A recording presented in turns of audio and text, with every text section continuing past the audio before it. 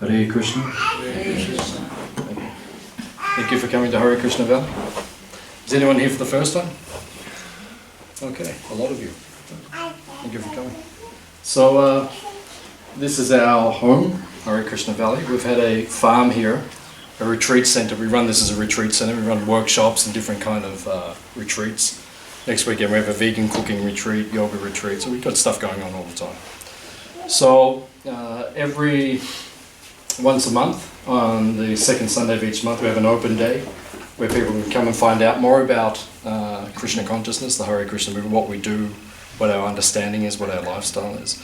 So I'll just open up for questions. Does anyone have any question? You'd always want to ask a Hare Krishna practitioner if you ever had a chance. Anything about life, the universe, everything. We have a few answers. So. Or else we can just meditate on each other for another few minutes. Anything you'd like to know about anything at all? Material, spiritual?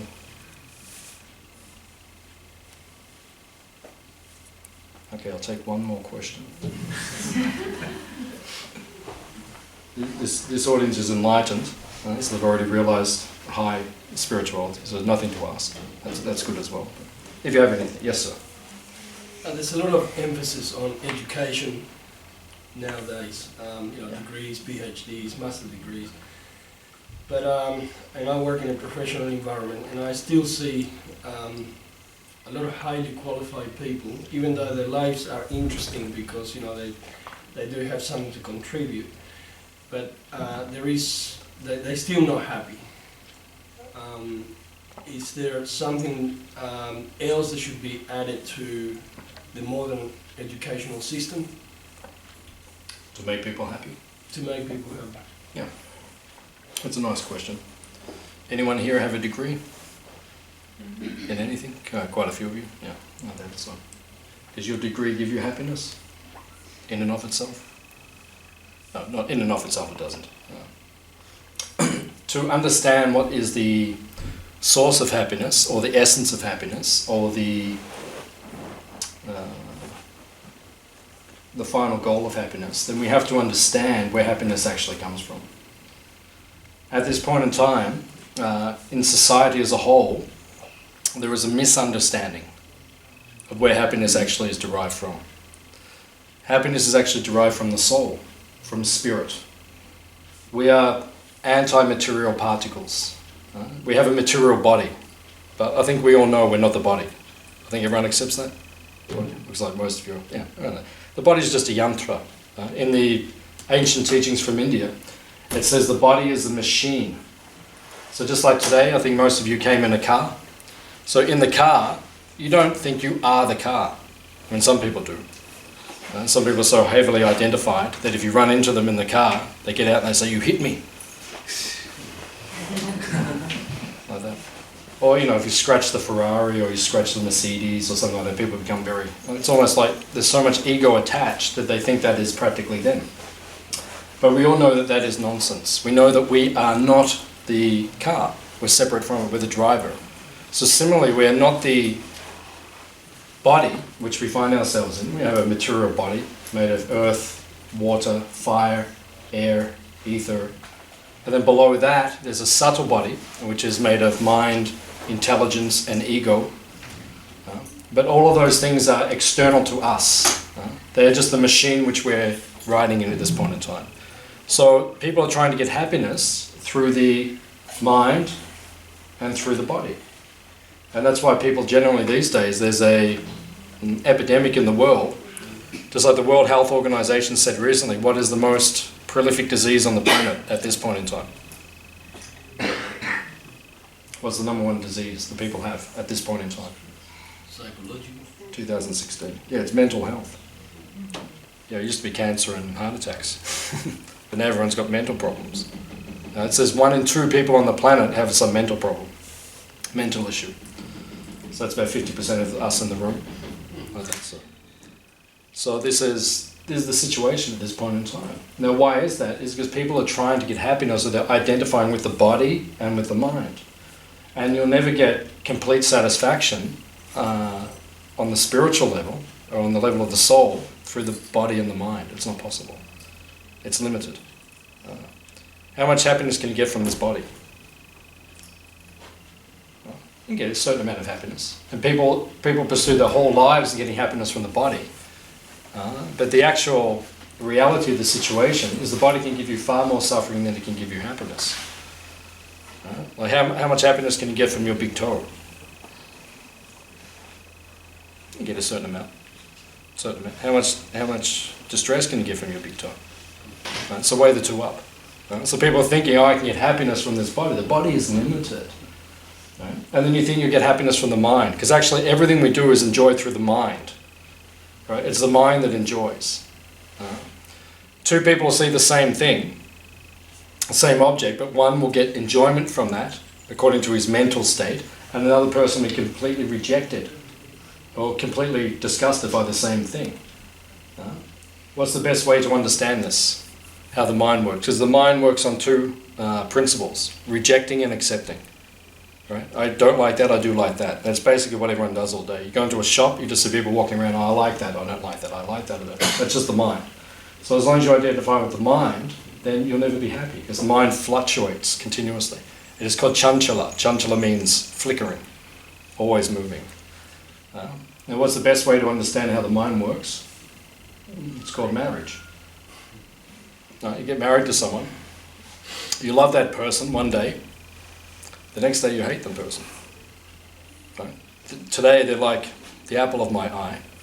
Right? They're everything for me, but then the next day, I don't want to have anything to do with that person. And then it fluctuates the next day again. So this is just one example, but continuously we are accepting one thing or rejecting another thing like that. So the mind will never give you complete satisfaction. Satisfaction only comes on the level of the soul, spirituality.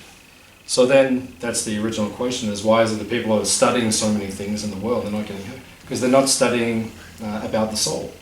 Which department in the Melbourne University is one of the top universities on the planet. It was ranked 27 or 33 in certain departments a few years ago. But if you look at what they teach, there's no department which teaches us about spirituality exclusively. You can learn about you can get a PhD in everything these days. You know, you can dedicate your life to studying aardvark stool, right? You know, but what is that going to give you in terms of happiness or enlightenment or actual meaning in life? But the people, they spend all their time. But where is the department in the university which teaches about the soul? And in the modern educational system, we send the kids to school, but where is the spiritual element in the school? Where we learn about spirituality. Where is that? So in the educational system, it's failing us.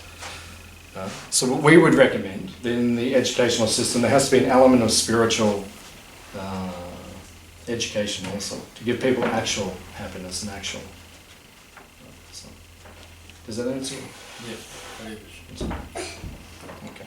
Any other questions from the enlightened audience?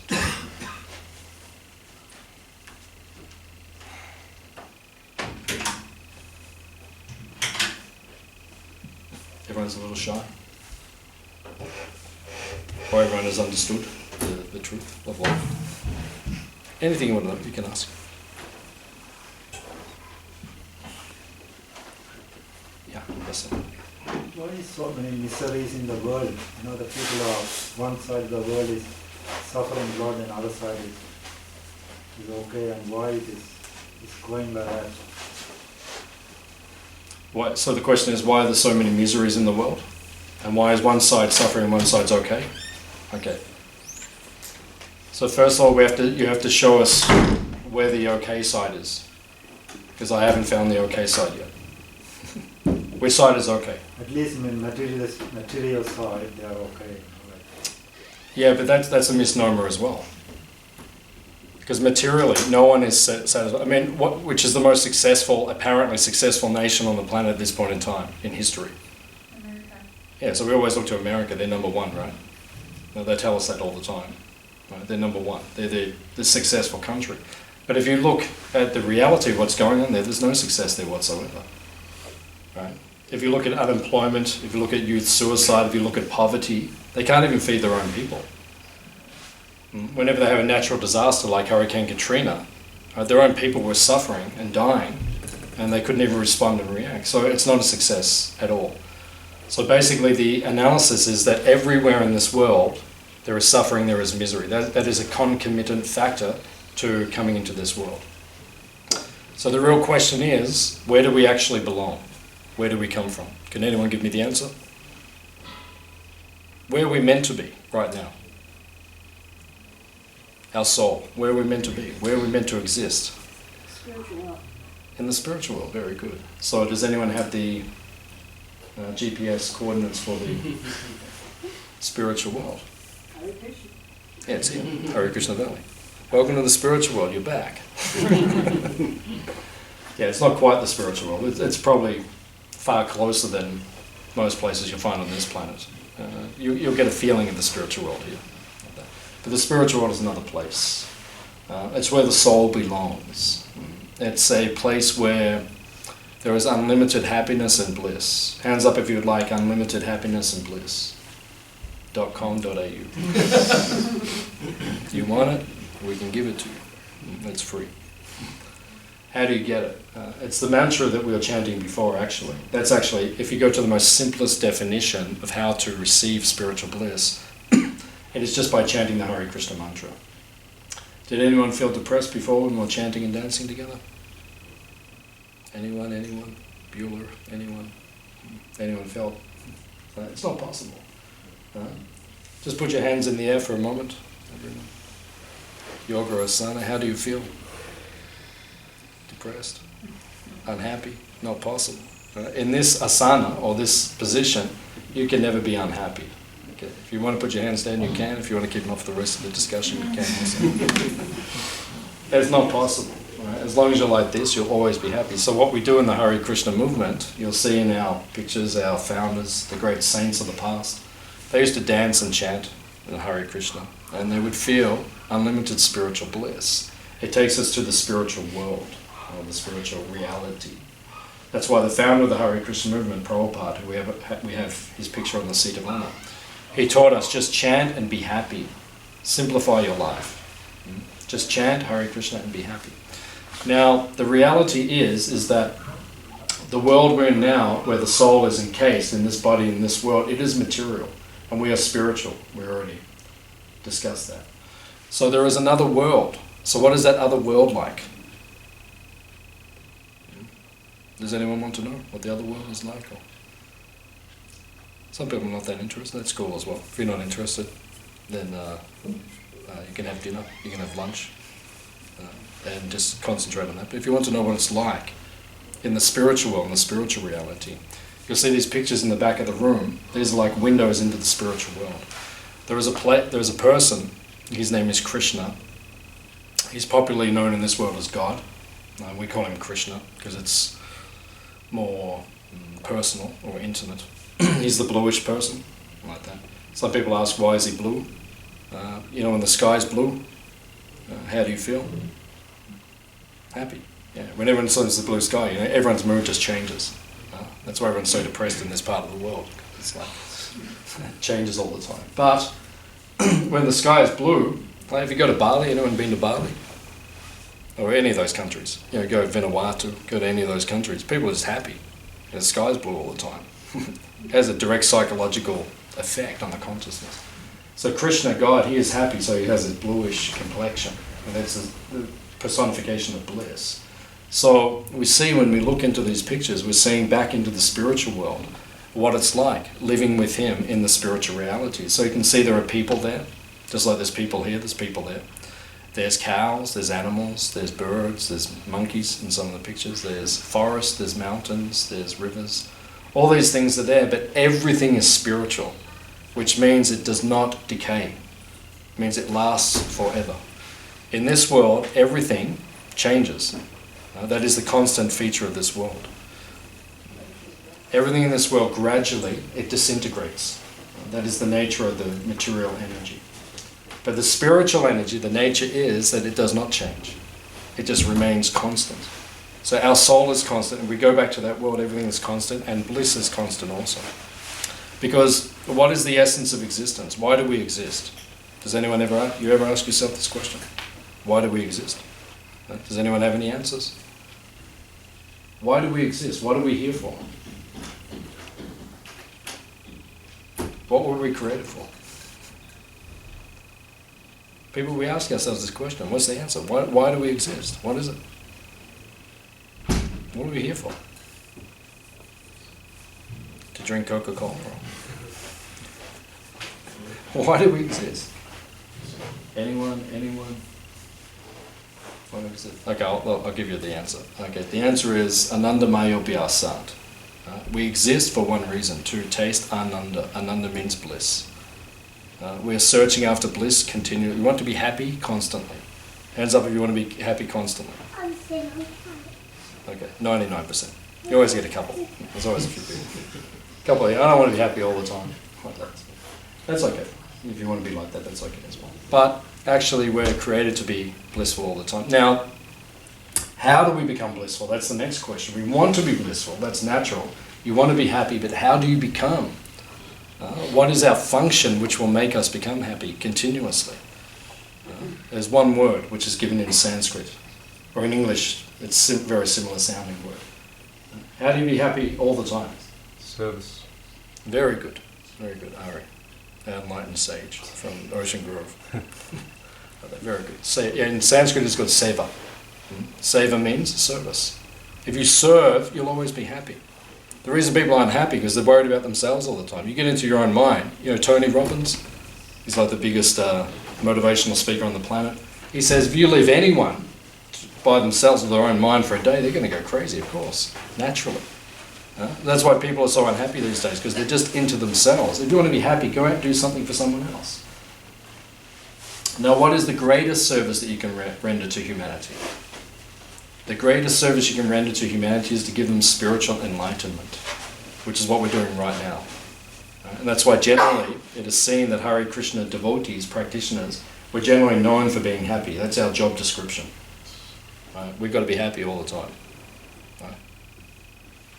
That's what I get paid for. Got to be happy all the time. It's not a bad job. Got to be happy all the time. So that's, and we do. I mean, naturally we feel a deep sense of satisfaction because we are dedicating our lives to serving others and giving them spiritual enlightenment. And when you do that, you feel naturally happy, naturally satisfied. So that is the purpose of our existence. The purpose of our existence in the spiritual world, which we were created for, is to be with Krishna, to be with God, and to serve Him selflessly, to make Him happy. How do you get happiness? When you make someone else happy who you love. Right? So if you love Krishna and you try to make him happy, you'll be naturally happy and satisfied. So I think the original question was, why is it there's misery in this world and other places are successful? But the way we would see it is that there's no success in this material world. On the eternal platform. I mean, we can measure success materially in a certain way. You can say this country is more successful because it has more material productivity than another country. But then if you look at every year they do statistics on what's the happiest country of the world, it's never America. Right? It's never Australia. It's never any of these countries. It's always some island out in the middle of the Pacific or something. Right? That's the happiest, or Bangladesh. Quite often that becomes the happiest country. People are just happy. Because they're just simple and they just serve others and they have like a more simple existence. Does that answer your question? I hope so. I can't remember what the question was exactly, but I think it was okay. Any other questions? Yes, Steve. Are you happy? That's the question? Yeah. Okay. Am I happy? Sometimes I get asked that question, but I don't usually answer it. Because anyone can say I'm happy. That's easy. I can say I'm happy. Or people used to ask Prabhupada. Prabhupada was the founder of our movement. People say to Prabhupada, have you seen God? I mean, that's even a bigger question. Have you seen God? And Prabhupada said, if I say yes, how will you know? Like that. So the question is, am I happy? If I say yes, it's somewhat irrelevant. Because it should show. If I'm happy, you'll see that. If I look around the room, I can see who the happy people are. And I can see the people who are having a hard day. I can see that. Because the face is the index of the mind. We see that on Friday night, like that. So I just look at everyone's face, I can see, these guys are having an okay time, and these guys are struggling, like that. So it's same with me. So I can say, yeah, I'm happy. Doesn't really mean much though, because you'll just see in my countenance if I am actually happy at all, strong, and if I'm not, then. And also, because people always associate Hare Krishnas with happiness, because that's what we promote, and that is our job description. But I remember years ago when I was a very young Hare Krishna, like 25 years ago, I was speaking at, where was it? I think it was Victoria University over in Footscray. Is that Victoria University? Yeah, got a campus there. Yeah. So they asked me to cover there some class, and they asked me to speak. And so that was years ago, and someone asked me, they said, "Are you happy?" And I said, really, I don't associate myself with the word happiness. If I describe myself, it's more content or satisfied. I think that's more what I would feel is, if someone asks how do I feel, I would say probably content or satisfied, because I don't want to walk around all the time just like, like some euphoric, artificial, I've always got to be smiling and like that. I mean, I find that quite, artificial. I'm not like that. Sometimes I'm very grave, I'm very deep, meditative, contemplative. And sometimes you're happy, what we call the emotion happy. But I would say in my heart, I feel the majority of the time, I feel okay. Because I feel connected to Krishna, I feel connected to God. And when you are, then you feel okay. And when you're not, then that's when the trouble starts. So, does that answer your question? So, Good start. good stuff. I'll explore that more. Yeah. Yeah. If you want to go further, then we can discuss. How old were you yourself when you came into the community of Hare Krishnas? How old was I? 19. Yeah. Yeah, I grew up in Melbourne. You want to hear my life story? Okay. Yeah, people often ask that because it's interesting, because then you understand in context how does a person get into this thing. So I grew up in Melbourne, and had a happy childhood. It was fairly normal. I was into sports a lot and played tennis and what everyone else does. And went through high school, and I'm very dramatic, so I studied acting. I always went towards that path. When I left school, I became an acting student. I studied acting. So when I was 15, I lost one of my brothers. He died in an accident, and that was very, I'd say, enlightening, because it reawoke things that were there from my previous life. That's how I would describe it. Because when it happened, my family very much fell apart. They didn't know how to deal with it, but somehow I had like a deeper, it was almost like something intrinsic. It's hard to, I suppose, I think you know what I'm talking about. So I feel it's from the previous life, because we believe in reincarnation like that. So it's just like I could understand it. I mean, I was upset and I was emotional and distraught, and all the natural emotions were there. But there was also like an understanding that this world is temporary and things do unwind. That's the nature of this world. And I'm more convinced. I'm 46 now, I think, and I'm more convinced of that than ever. This material world unwinds. I'm losing more and more faith in this world. No, in a healthy, pessimistic way, not in a negative way, but just in a realistic way. So when I was 15, I think that really put me on the spiritual path. Then I really started searching. So okay, what is this about? What is it about? Why are we here? All the big questions. Why are we here? What's it about? Where do we come from? All those things. So I was asking. So I read everything. I read Buddhism, I read Baha'i, read everything over the years I was studying. And then I finished school, and and then by the time I was 18, then I finished school, left school. Then I think I've been through everything. Like relationships. One of my girlfriends who I was in love with. She just said, it's not happening. So I was broken-hearted. So if you tick the boxes of everything goes wrong, it's kind of by 18 I've done them all. I was kind of like, well, so yeah, okay. I'd wake up in the morning just looking at the roof thinking, so what's this all about?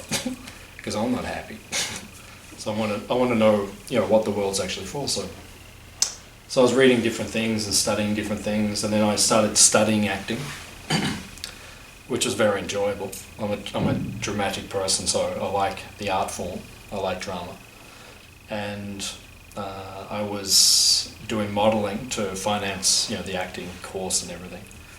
And then that was, I had to do some modelling course or something, 6-week TAFE course, as part of joining this agency or something. And it was as boring as hell. It really was boring. They could have taught what they taught in 6 weeks in about 6 hours. It was really, how to pluck your eyebrows. Well, okay, that's interesting. So so what I used to do, I used to go to my grandmother's house to wag the course, and she wouldn't tell my mother I wasn't going to the course. So it was, win-win, go. So I went around to my grandmother's house, and then she wasn't home. And I watched the midday show with Ray Martin. That was like highly enlightening. So, and then that finished. I mean, they used to have some good stuff on them. And then after that, it was like Days of Our Lives. So it was just too much for me to bear. So I turned the television off. And I looked on her bookshelf, and there was a book there that said Coming Back, The Science of Reincarnation. I thought, oh, that's interesting. I already believe in reincarnation. I've already worked that out. So I just picked it up. It was a Hare Krishna book. And then I read it for 2 hours, like cover to cover. And then at the end, I thought, wow, this is what I'm looking for. It was like everything internally that I knew, but I could not vocalize or express. It was like there on the page for me. So it was enlightened knowledge. But still, I had my material desires. I wanted to be a world famous actor. And then I had this friend who had a yacht. I think it was at the Brighton Yacht Club. And he was going to fix the yacht, sail across to the Mediterranean, and then pick up another yacht and sail it back. And he wanted a crew. So I said, yeah, okay, I'll go with you and do that. So after 6 months, the yacht was still sitting there. It was no progress whatsoever. So I realised that wasn't going to happen. I was going to my acting classes, and I was just waiting for someone to walk in, from Hollywood and just say, yeah, you,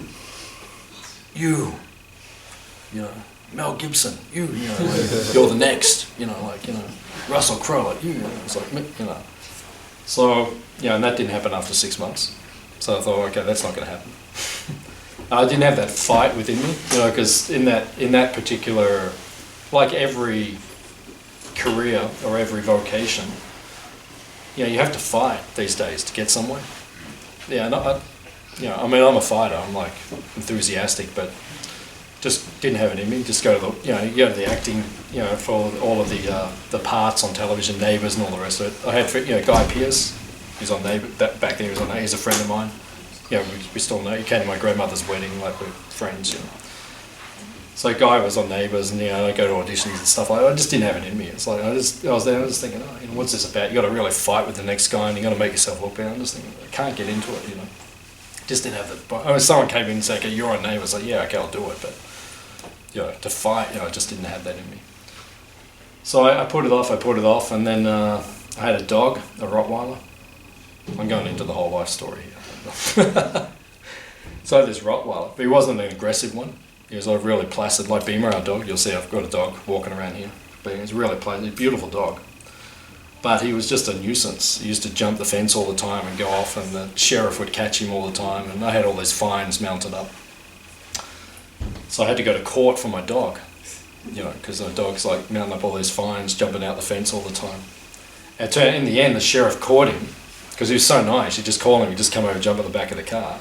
The sheriff, he caught him, and then he must have driven him somewhere and sold him to someone or something, because then I never saw him again. And I said to the sheriff, where is he? Because he used to bring him back home all the time. And he said, I haven't seen him, but I knew what happened. So anyway, I went to court, and I'm sitting there in the court, like outside the court, in the waiting room. And, it was like after 6 months after I'd read the Hare Krishna book, and that's all I could think about.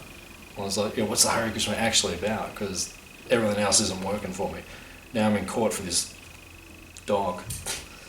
Just my life was just like, I was just thinking, what's all this about? So I stood up, I walked out, got in my car and drove to the Hare Krishna temple. Didn't even go to the court. They just sent me the fine later on and I had to pay it. So I walked in the Hare Krishna temple, and then I just walked in Albert Park. I don't know if any of you have been there. We've got a beautiful temple in Albert Park. It's the oldest building in South Melbourne. It's a historical building. Have you been there? Have you been to the temple? Oh, you've been there? Yeah. It's like a beautiful kind of a place like that. You know what I'm talking about. So I went in there. It was back in 1989. Now it's busy there. There's always people around, but back then it was quite quiet. So I walked in. Yeah, beautiful fish pond, beautiful gardens. And as soon as I walked in, just the ambience of the place, I just felt like this is home. This is where I want to be. So then, I was there for about half an hour, and there's a couple of monks walking around. They wouldn't speak to me. And I thought, wow, they're just silent. They're just like, they must be enlightened, It's like, so I was like, whoa, what's this place, And turned out they just didn't speak English very well. So they weren't talking to me. I thought, I was like, what is this place? And then someone walked out, and it was I think I was there about 12 o'clock, and they said, oh, we're having lunch at 1 o'clock, do you want to have lunch with us? And I said, yeah, I live to eat. That's basically why I exist on this planet. I've got a voracious appetite. I love, what food or Hare Krishna food particularly. So then they said, you want to come for lunch? So I went for lunch, and then they served me, and then, I still remember to this day I had camphor sweet rice. You ever had camphor sweet rice? Like it's off the dial. It's on another level. I mean, you become enlightened just by eating that. It's like, just like nothing. Still remember to this day. And so I tasted this stuff, and I was just like, wow, what's this? And I said, do you want some more? And I said, yeah. So they gave me more, and they said, do you want some more? And I said, yeah. So I had about 3 helpings. And the good thing about the Hare Krishna movement, which I can connect to, is that, when you eat, you don't have to be self-conscious. You go to Bray, that famous restaurant down the road here. It's like the 50th most popular restaurant in the world now. They give you these tiny little portions and like that. It's not real. Like if you're gonna eat, then eat. Hare Krishnas, we know how to, devour. So they gave us this, and I had it, and after, I was like, this place is amazing. You can eat as much as you want. Everyone's walking around like on this spiritual platform of existence. They don't even talk. They're just like, this. So then I met the president of the temple, and I said, I want to move in. And he said, well, you can't move in. You just walk through the door. You can't just move in. And I said, well, I'm going to be here every day, so you might as well let me move. I convinced him. And then within a week I was living there, and I shaved my head and I put on a dress, and I've been doing that ever since. Dancing down the streets with my tambourine and doing the whole thing. So when did they, I guess the name that you have now is K-Shiva. Yeah, through, is there a certain years or practice or study or something? Yeah, you take what we call initiation. Yeah. Initiation. So when you take your vows, so I took my vows in what year is it? 1990. I took my vows. So when you become, we're monks. We're like, how would you describe it? Like in a church, we're the equivalent of the priest. So we're like on a high level of commitment. We don't expect everyone to commit as much as we do, because we live very disciplined, you could say. So I took my vows in 1990, and then I got the name K-Shiva. They give you a spiritual name at that time. It's a name of God. Krishna has many names. K-Shiva means one who has beautiful blackish hair. So you see, Krishna has beautiful blackish hair. So my name is K-Shiva Das. We all get the name Das, or the girls get Dasi. So the word Das in Sanskrit means servant. So my name is K-Shiva Das, means servant of God, servant of Krishna, K-Shiva. So when we take initiation, we take five vows at that time. How you doing, Z? I didn't even see you. I saw your friends, but I didn't see you. Yes. It's an old friend of mine. I haven't seen her for a long time, so good to see you. Sorry to embarrass you. She's an enlightened soul. That's me. Works in the corporate world, but she's very, very enlightened. That's good to see you again. So we take 5 vows when we become Hare Krishna practitioners, what we call devotees. So the first vow is that we'll chant 16 what we call rounds. Does anyone have their beads here? Can I just have your beads for a second? Oh, so these are what we call our meditation beads, or we call them japa beads. So you see, in many of the traditions in the world, Buddhists, they have beads. Catholics have beads as well. They do like that. So there's 108. 108 is considered to be a very auspicious number. And then you have the main bead. The main bead represents God or Krishna, so we don't chant on that. So we chant on the... We chant on each bead. So every day we chant on one bead, one mantra. So Hare Krishna, Krishna Krishna, Hare Hare, Hare Rama, Rama Rama, Hare Hare. Hare Krishna, Krishna Krishna, Hare Hare, Hare Rama, Hare Rama. So we go like that. We chant. There's 108 beads, so we go around, and then we go 16 times a day. So that takes about 2 hours a day.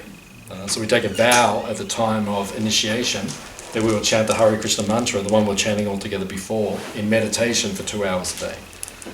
So if you do that, you get pretty enlightened, or pretty happy, makes you, because the mantra is the names of God Himself. There's no difference between Krishna and Krishna's name. Just like in this world, Shakespeare said, a rose by any other name is still as sweet. So it means you call a rose a daffodil, but it still smells like a rose. You can change the name of the thing. The name and the object are different. But in the spiritual world, Krishna, God, and His name, they're identical. Nijasava Shaktis means when you say Krishna, God Himself is present in the form of sound of His pure name.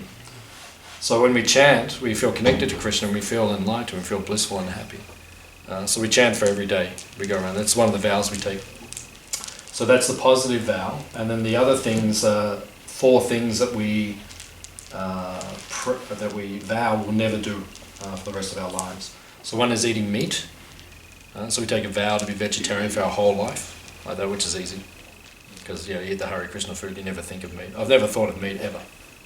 And I never will. Just there's no attraction to doing that. One is that we don't take intoxication.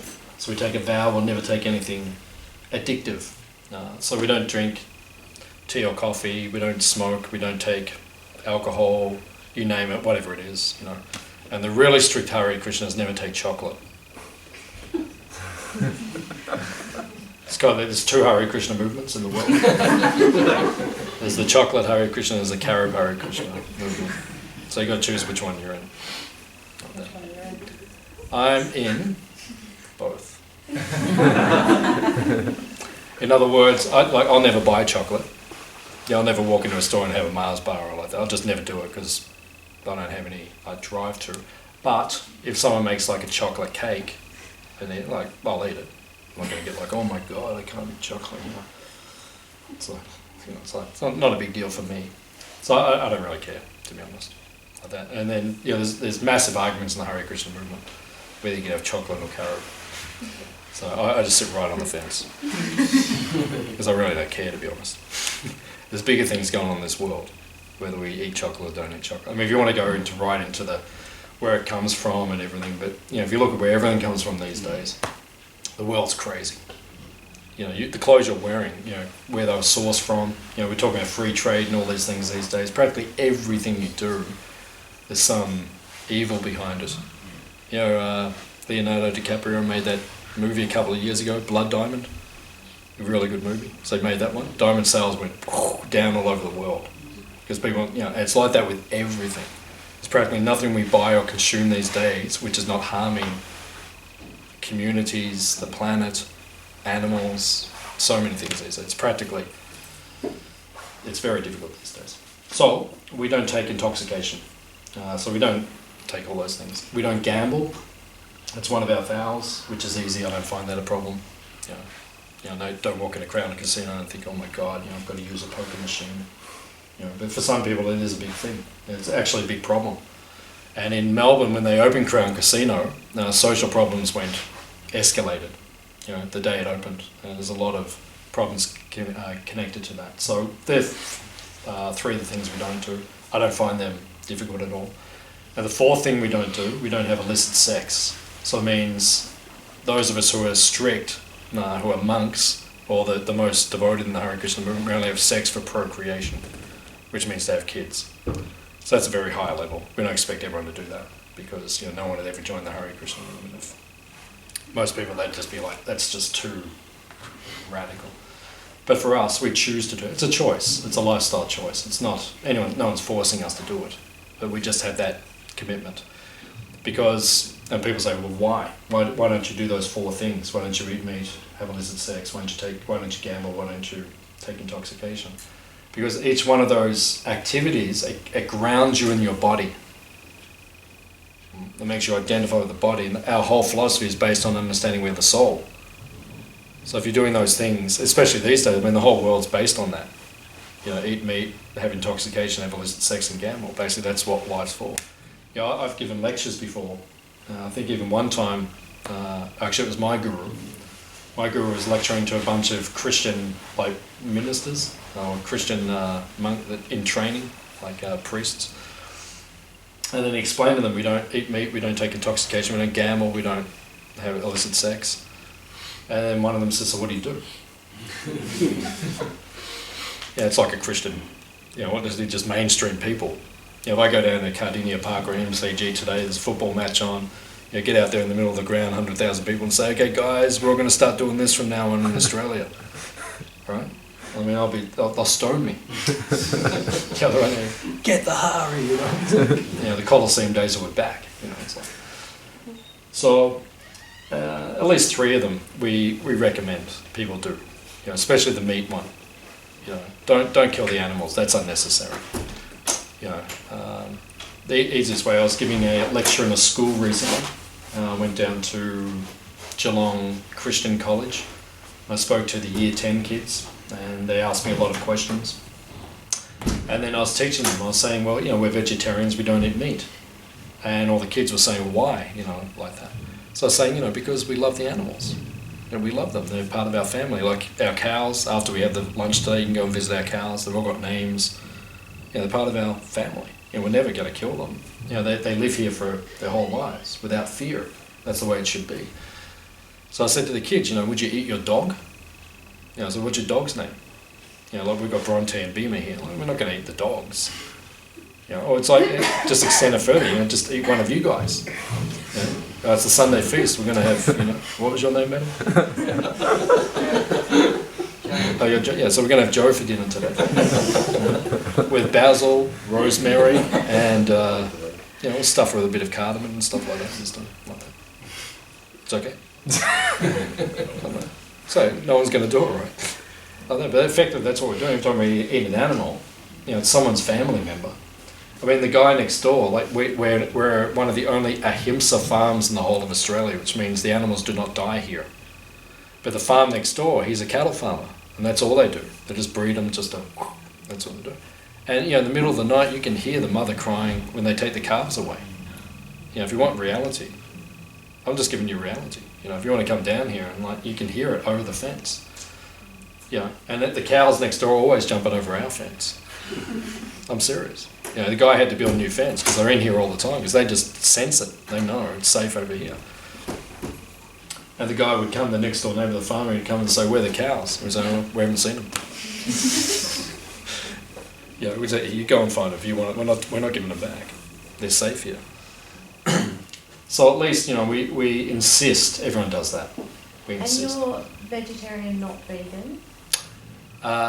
It's about 50-50 in the Hare Krishna movement. About 50% vegans. That's also, we're lacto-vegetarian by philosophy. But that's based on a philosophy where cows are protected. We're not against taking the lactate or taking the milk like that. We're not against that. But we're trying to promote around the world that we don't kill the animals. That we just take their lactate naturally. And like we do on our farm. That's why we're breeding our cows, so we can do that.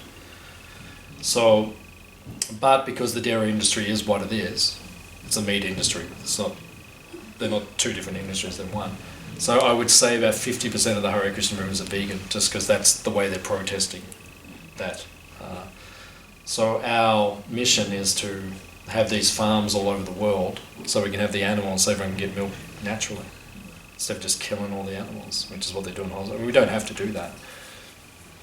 And statistically, if you get a kilo of beef, the amount of grain and water you have to give to produce that 1 kilo of beef, you could have fed 700 people. So there's no sense. It's the United Nations actually said in the last 12 months, unless we go to a lacto-vegetarian diet, we can't sustain the planet. They've said it, but it's not being enforced. Although China, in the last few months, has recommended, and when they start recommending stuff to their population, it's pretty heavy. They're not enforcing, but they are recommending it. They're saying that they want everyone in China to cut their meat intake by 50%. The government's saying that. That's pretty interesting. Because China, they eat everything. Cockroaches, rats, everything. They eat everything. But they're saying everyone cut back. It's interesting they're saying, because they just know it's not sustainable. It's the main problem on the planet, actually. The ecological crisis is actually based on the meat industry, 51%, and 49% is the petrochemicals and all the rest. There's a really good video called Cowspiracy. Have anyone seen that one? You've seen it? Yeah. Yeah, it's probably the best documentary I've ever seen. If you actually want to understand how the planet is running right at this moment, it's called Cowspiracy. Very powerful documentary. Shows it, because we're all being told it's the petrochemical industry which is destroying the ecology, but primarily it's actually the meat industry, just because we're eating animals. So yeah, we recommend this Hare Krishnas. Definitely give up meat. Please do that. We're insisting that nicely. I'm insisting it nicely. I'm not going to crash a plane into your lounge room and say, stop eating meat, or I'll kill you. I'm not going to say that, but we're insisting politely, please do stop. And, intoxication and gambling, they're not too hard. Sex, then, at least moderate it. At least do it within marriage, if you can. Do whatever you want, but we're recommending, humbly. Is that okay? Can't remember what the question was. Okay. Any other question from anyone?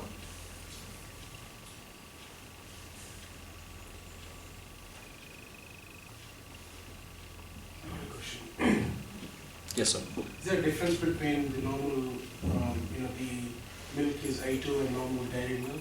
I heard there's a difference between the cow with prey and normal cows that are grown for producing milk and meat and stuff. The type of milk? Yeah, there's two types of milk. There's one called A1 and one's called A2. And they have different composition like that. It comes from the particular breed, that's all it is.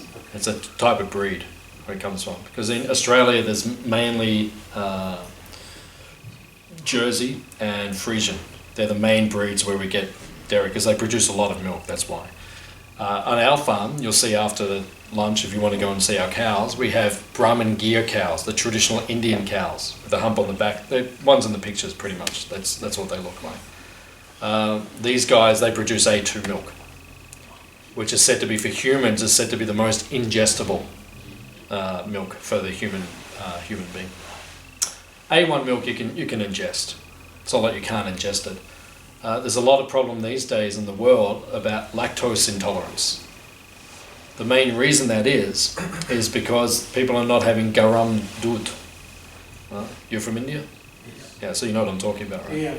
Garam means hot, doodh means milk. In India, no one drinks cold milk. The whole West has got this lactose intolerance problem because everyone's drinking cold. You're going to be lactose intolerant if you drink cold milk 4 degrees out of the fridge. You can't digest that. How can you digest anything that's 4 degrees? We're meant to eat warm food. That's Ayurveda, that's health, that's natural health. So if you go to India, there's 1.1 billion people. 1 in 7 people on the planet are Indian. And in India, it's very rare that you hear about lactose intolerance. Very rare. It's there now, it's becoming there. It's very rare because everyone drinks warm milk. As Hare Krishnas, we never drink cold milk, ever. We just drink warm milk because it ingests into the body. And then it mixes into the blood, thickens the blood, and then goes into the brain and creates nourished brain tissue, which you need to understand what I'm talking about today. Because if you don't have that, Drinking cold milk, and I drink cold milk myself. you drink cold milk. No, I never knew the difference until you told me today. Yeah, but if you go back to India, you'll see people. No one drinks cold milk. Yeah, that's not common. So we recommend the Hare Krishna say have warm milk Well, we recommend it. It's better. I mean, it's better for your health. That's the main thing. Anything, not just that, but like, ice cream. Everyone likes ice cream, but it's hard to ingest. It's freezing cold. It shuts your system, especially in winter. And everyone walking around in winter like mucus coming out and everything, just because you're not eating properly. That's the main thing. Most people can just solve their health problems just by fasting for a day. Like Prabhupada, the founder of the Hare Krishna movement, he took all his Western followers to India back in the 1970s, and everyone was getting sick. So Prabhupada said, just stop eating for a day or two. And let the body rest. I usually fast 1 day a week. I just let everything clean out and then start again. I want to give the body a break. The body's a machine. If you work in the machine 24/7, it gets tired. Just let it kind of clear out. Is that okay? Yes, madam. Was studying Ayurveda part of your philosophy and connected to the Hare Krishna philosophy, or was that something you chose to do separately? Or? No, that's part of our philosophy. Because our philosophy is called Vedic. The word Veda, from Sanskrit or India, that means knowledge. So Ayur means life, and Ayurveda means knowledge of life, or how to eat properly, how to sleep properly, it just means living a balanced, regulated life. And unfortunately, modern society, it's not Ayurvedic. We have to get up in the morning, we have to rush, you have to be at work by 7 or 8 in the morning. That's not natural. And then you have to work, you can't even keep your job now unless you work till 6 o'clock at night, quite often. That's not natural. People are not meant to work that much. My osteopath in Melbourne, I don't see him very often, but he's a very good osteopath in South Melbourne. And a lot of the osteopaths, they just start at 8 in the morning, they'll work till 6 at night, and they'll just book people in every 15 minutes. Just come in, they'll crunch you, and then just out next one. And he's totally not like that. He'll just book one person every half an hour. So you have 2 people an hour. Usually only takes 15 minutes to see someone. And then in between, just kind of cruises. And then he'll block out an hour in the afternoon, he'll just have a sleep like that. And he said to me, you're looking at an animal like a dog. Dogs aren't active all day, they have a rest, and then they get up and they do something else and like that. Humans are meant to live like that as well. In the ancient cultures, we all did farming. When they founded America 250 years ago, 97% of the population were farmers. Now 1% of the population is farmers. So back in the old days, what was the job most people had? It was growing food. Because at the end of the day, what do we need? Why do we work so hard in IT all day? So we can buy some food so we can eat. That's why we do it. So back in the old days, people just lived very simply, and then they would work, but you just have to work enough to grow your food. And then the rest of the time you can spend with your family and friends, and then you can be happy. So that's Ayurveda. Ayurveda really just means living a balanced life. And modern society is not balanced. And did you study it? And where did you learn about it and study it? I mainly just read books. Just read Ayurvedic books. Like that. And a couple of my friends, they're Ayurvedic practitioners. They have degrees in Ayurveda. They've studied it very deeply. So I have an Ayurvedic massage every week. One of my friends, when I go to Melbourne, he's an Ayurvedic masseuse. So, full oil massage with very powerful oils made of herbs and so forth, and he massages your body. So, when he's massaging me, we just share knowledge. He tells me a lot about Ayurveda, and that's how I learned. It's pretty simple. It's not all, people these days get it, all the complexities of Ayurveda. Like he says to me that you can take all the medicines and all these Ayurvedic herbs and everything, but if you're not living a balanced life, it's not going to have effect. Right.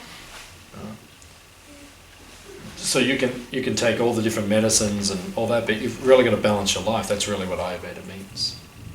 And the herbs are just like a supplement to increase your health. Like I take every day, I take ashwagandha, brahmi, you might have heard of these are Ayurvedic herbs. They're very good for different parts of the body. Like that. But, if you're not living a balanced life, then that's the most important thing. So, is that okay? Yeah, thank you. Okay. You're welcome. Any other question?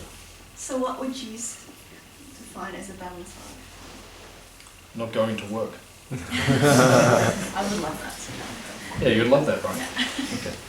So if you look in the spiritual world, these pictures are windows back into the spiritual world. No one works there. Right? There's no money. Everything's free. You just hang out with Krishna all day and they just have picnics on the bank of a river. Right? All the food's free. God just gives you all the food. That's free. That's just part of being there. And you just have to do your job description, which is basically just be happy and serve Him. Hands up if you'd like that job. Okay, 99%, that's good. It's always one or two and like, no, I want to stay here, man. I want to be in IT. Like, that's where real happiness is. So, yeah, basically, we're not meant... we're in the material world, you have to work. But, I often say to people, if I became the Prime Minister of Australia tomorrow, if you all voted me in, who's the current Prime Minister? Malcolm. Do we have a Prime Minister at the moment? That's right. What's his name? Malcolm Turnbull. Yeah, Malcolm Turnbull. Okay. So, you see the way he chooses to run the country in a particular way. If I took over for a day, right, what I would do, I'd close all the abattoirs straight away. Close quite a few things straight away. There's a number of things I'd get rid of. And one thing I'd take out of society straight away is money. And we can all just barter together. Right? And then everyone can be happy and peaceful. You need something? I'll come over to your place. I'll help you build your house. And you give me cauliflowers, or vice versa. So that's the way society should be. So you can be much more balanced if we lived in a society which was like that. The values of society at this point in time did not make it easy to live a balanced life. There's so much pressure on people these days. And people are just stressed and in anxiety. I'm a doctor, I'm like a spiritual doctor, that's my job. So I just treat patients all day. People come to me and say, oh, this isn't working, that's all, my life's falling apart, and like that, and I've got to try to balance it all and get it all back together so people can function. But it's very difficult these days because you give people all the knowledge, but society puts so much pressure on us that we can't really live peacefully. One of my friends is from China. He's a Hare Krishna in China, and he's in Melbourne at the moment. He's staying here, and the Hare Krishna movement is still very underground in China because that's just the way the government is. They're very cautious about certain things. So we're underground. So he presents himself as a yoga teacher and as an English teacher, like that. He's actually a Hare Krishna. It's kind of like how do you call it? Clandestine kind of Hare Krishna. It's like totally. You know what I mean? It's like, it has to be like that. So, and he told me, he said in China, he lived in Australia for a long time. He said Australian people are stressed, but he said Chinese people are so stressed. He said because they're flogging them. Right? China's just this big machine at the moment for the rest of the world. Everything, you look at everything. That's probably made in China. I'll have a look at this. Practically everything's from China at the moment. It's just a machine, they're just flogging everyone to export all this stuff so everyone can have all this money so we can be so happy. But no one's happy. He said the place is so stressed and so artificial. Beijing's one of the most polluted places on the planet. I think New Delhi and Beijing, they take their daily reading of pollution, and I think, they're 1 and 2 each day. Just depends who's got more pollution on a particular day. So it's very difficult these days for people to live a balanced life because the government, the world, society, it's very imbalanced, the judgment. Because everyone thinks if you have money, you'll be happy. And that's probably not true. I don't know, does anyone think that? If you have money, you'll be happy? No. Oh, really? So but they don't run the world like that. They run the world, they're telling everyone, the more money you have, the more you'll be happy. Who's going to be the next president of America? Imagine if Trump got in. He's not going to get in because, people are seeing through it, but so basically what he's telling everyone. He said recently, he who dies with the most toys wins. He says that. This is the stuff he comes out with, and he's serious. So imagine if he got in. If you write it, it's already a mess. Imagine if he got in, he'd escalate it. So, he won't get in because, people are seeing through it. But this is, even Hillary, her policies are still very much economically driven.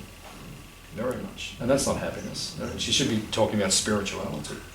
Okay, guys, no one has to turn up to work till 10 o'clock. I just want you all to stay home and meditate today. Right? American policy, everyone meditates until 10 o'clock, right? Do your chanting, read some spiritual books, do some yoga. Yeah, come at 10 o'clock, just please try to be on time, right? Grow your veggies and then we're good. And the whole world could be doing that and we could all be happy. Yeah. But this is the way the world is. So I stepped out of the world about, how long have I been a devotee? Like 27 years ago. I just stepped out. So I'm not going to play this game. I saw my parents, and parents just working like everyone else, and I'm not going to play this game. There's got to be another way. So now I'm doing this, and I'm trying to teach other people to balance society more. So, any other question? Oh, terrible. I was just going to make a side comment. Like, there's the majority of Hare Krishna devotees still do work full time and study like degrees and do all these things as well. But the balance is that we're still trying to prioritize our spiritual life and make decisions with that in the center of the avenues we're going to do. So, like government, okay, we're going to work this much, but we can't work that much because we've still got to do our meditation and do our practice and do our yoga and stuff. So we just kind of prioritize like that because it's a lot of them, like most of them nowadays, like don't necessarily live in a temple or full time do Krishna conscious activities as their main source of activity, but working outside corporate accountants in IT and yoga schools and wherever we are, so childcare. But yeah, just a side point. But it's not like two different paths, like the all or nothing kind of approach. It's like you can still do both together. Yeah, that's good. Yeah. That's good. Yeah, I suppose I did the all or nothing thing. I just it's funny because when I became a full-time Hare Krishna devotee years ago, some of my family said to me, "Oh, you just can't handle life. You just can't handle reality or society. You're just copping out." Like that. But now when they see me, they all say to me, "You're the most sane out of everyone in the family." So not everyone can do what I'm doing or live that life, but at least as you're saying, there should be more of a balance in the way the world is. Thank you for your comment. So, any other question?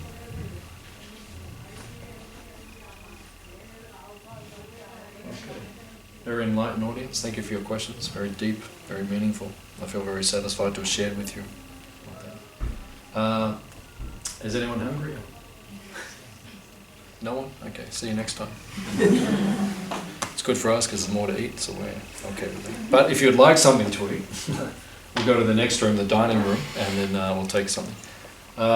We have a vegan cooking retreat next weekend here at Hare Krishna Valley.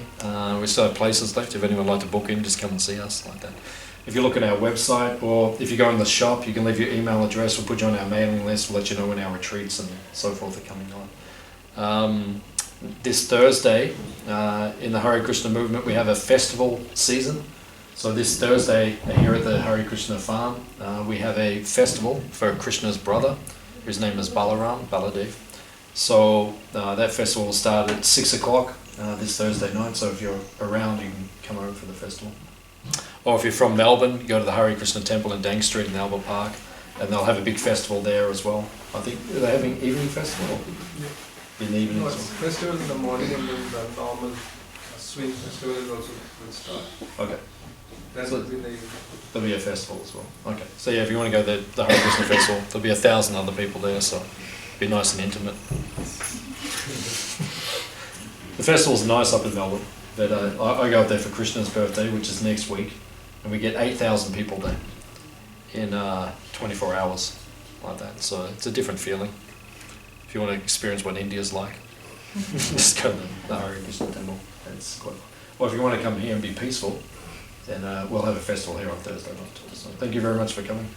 Hare Krishna.